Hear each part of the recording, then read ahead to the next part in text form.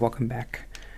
I forgot I actually signed up for one other thing this week, and I'm just realizing like I went kind of crazy because, I mean, crazy for me. I signed up for like 5 things to do, because I was feeling so bad about like gotta do something. I can't just sit in here all day and play Stardew Valley. It's not right. It hurts my soul. So I signed up for Tinder, and I signed up for that gaming convention, and the theater thing. And the other thing I just signed up for today is called that's stupid. I won't spend much time on this, and I'll get to my other note that I want to talk about. Oh yeah, whatever. That's kind of like a Tinder-y note. It's called a silent writing session, silent Zoom writing session, where you go into a Zoom room, and there's people there, and they're just writing, and you just write for an hour. So I mean, there's not too much social aspect to that. I think it's more of like an introvert thing. I don't really understand what the point of it is, but I saw it and I'm like, I want to write my Sherlock Holmes story, and I'm not doing that, so like, let's just do that. And it's kind of social, like there's other people there, and so it'll be good. I paid $50. I don't really know what the money is for. Why do they need $50? I don't know. I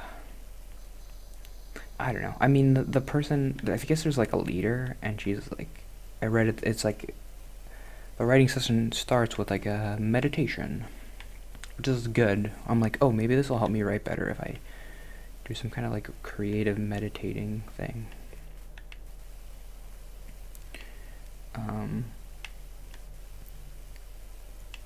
And it's a lot of sessions. It's like the person's there twice a week for an hour. So I mean, for a month.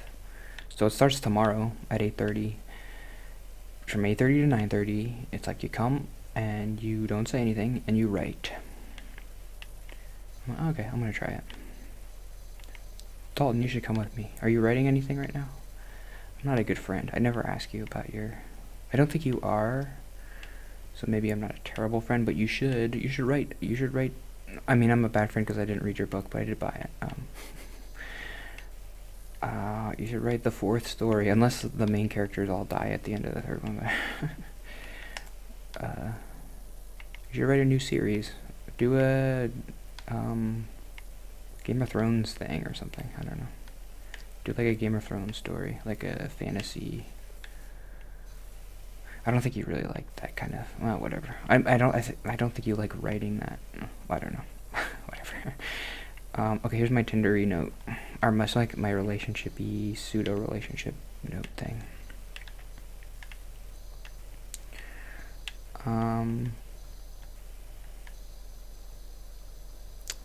I keep wanting to tell myself, oh, don't worry. So I've been doing like the dating app stuff and whatever for like a year, pretty much. And I keep wanting to tell myself, like, I feel this impulse to like be nice to myself and be like, oh, don't worry, like, it's been a year, but like you're looking for your soulmate or whatever, or like your life partner, so like that takes time, right? And like if I wanted to just meet anybody, I could. And I could be in a relationship right now, but I might not be in a great one. But like I'm taking my time. And that all kind of makes sense. But then I'm like, well, I mean, come on, you only met like 5 people, and none of them really wanted to date you anyway. So like, who do you think you're fooling? I don't know.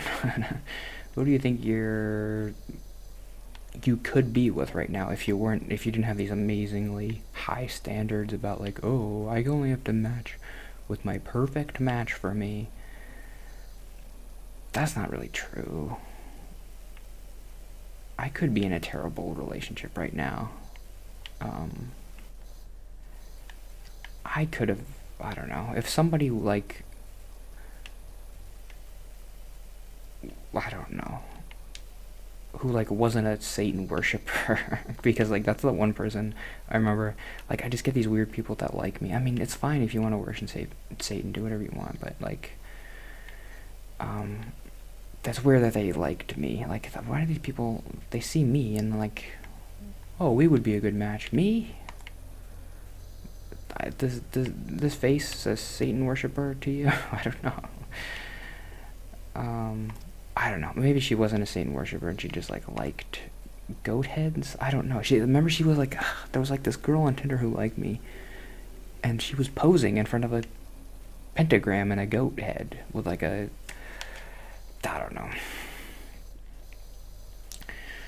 You do you, but like that would not be, I don't know, even if like that person really liked me and they were like seemed kind of cool, maybe I would still date them anyway, even though like they wouldn't be a good match for me. So I'm like, what are you talking about?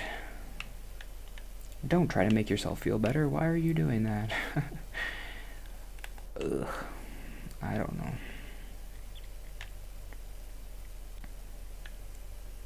Just don't want to lie to myself.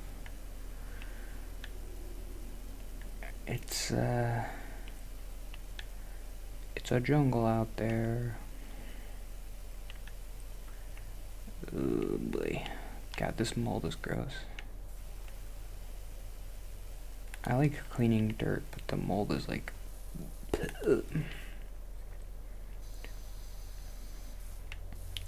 So I started reading The Hunchback of Notre Dame. Did I tell you that? Did I finish that other note? If I would have had a girlfriend, I didn't know what the post is the standard, whatever standard, who knows. Yeah, let's talk about, for the next 5 minutes. I'm reading The Hunchback of Notre Dame. I'm halfway through, and it's actually, I'm liking it more recently. The first, like, couple books, it's broken up into, like, 15 books. And so the first couple books are, well, they introduce Quasimodo and Frollo and Esmeralda, and actually it's interesting, it starts with this French guy named Gruyere or something, who's kind of the main character. His name is Pierre, but his last name's like Pierre Grioge or something. It starts with a G. And he's a playwright, and they're having the Feast of Fools. Today is the day for breaking rules. They're having their Feast of Fools, and he writes a play for the Feast of Fools celebration, and he's kind of like pissed because nobody's listening to it. Everybody's like, the crowd is all rowdy and they're not listening to the play. And I read somewhere that like Victor Hugo was a playwright kind of too, so it seems like it's just kind of him getting some grievances out about like nobody listens to the play. When you go to the play, listen to the play. But I mean, that's true, but he spends a lot of time at that play and just like, oh, everybody's looking at the royalty and nobody's listening to my play. And then Pierre meets Esmeralda, and that's kind of interesting because like he gets married to Esmeralda, but like Esmeralda's like, I just married you to save you, but like I don't like you, and that's interesting. Like narratively, there are narrative things going on, but the point is like the first 4 books, a lot of it is spent just like on the architecture of, which I mean is cool. Like I wouldn't want to read a whole book about architecture, but like it's good to and it's like poetically written about like how Notre Dame is a cool building, and He made kind of an interesting point, which if I thought about it, I'd probably be like, oh, that's stupid, but I kind of liked the way he explained it. Victor Hugo was talking about how before the invention of the printing press, architecture was kind of the medium for culture and societal like ideas and like passing down ideas. He's like, we did it through stone, we did it through buildings, we did it through Notre Dame. And then once the printing press was invented, it became through paper and words and books. And he was like, there are the exceptions, which is like you have Homer and the Odyssey and stuff, but those are the exceptions. Like the dominant societal communication was done through architecture and the poetry of the arches and stuff, which I thought was kind of a cool. I mean, you can make anything true if you make it sound cool enough. Like, that's probably not true at all, but like for the point he's making, it's like it's an interesting point and it's kind of cool. So I like it. I can't get this stupid mold to come out. I'm just gonna clean the roof now. It's a go. I turned the sensitivity down. I've never mentioned that, but like, see how like slow I move? I'm holding it, but like you could turn the sensitivity up, and I did that, and I was all barfy. So I'm doing it for you and for me. Oh, jump up, jump up. Okay, time to clean the roof. I have a minute left to talk about you are deformed and you are ugly. And these are crimes for which the world shows little pity.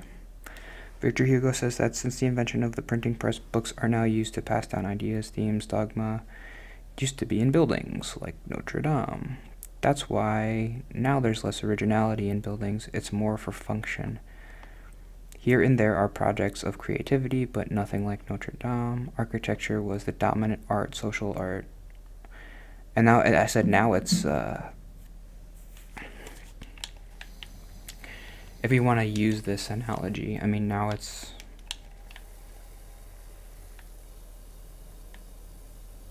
not the written word anymore, right? That's not the dominant. It's got to be some kind of visual, TV, movies, internet. I don't know. The internet is more written, but it's like it's more visual, the way we pictures, the way we communicate socially and pass down our ideas, and it's through this freaking YouTube, man. This is my legacy, right? My legacy isn't the written word. When I did my journal, I didn't write it down, I did it verbally. Like, that's, I don't know, but even this analogy is kind of, I mean, when I say it, it's dumb, because I'm not as good at communicating as Victor Hugo. But yeah, if Victor Hugo was alive today, he'd probably agree with me and be able to communicate it better. Only monster. Okay, see you tomorrow. Bye.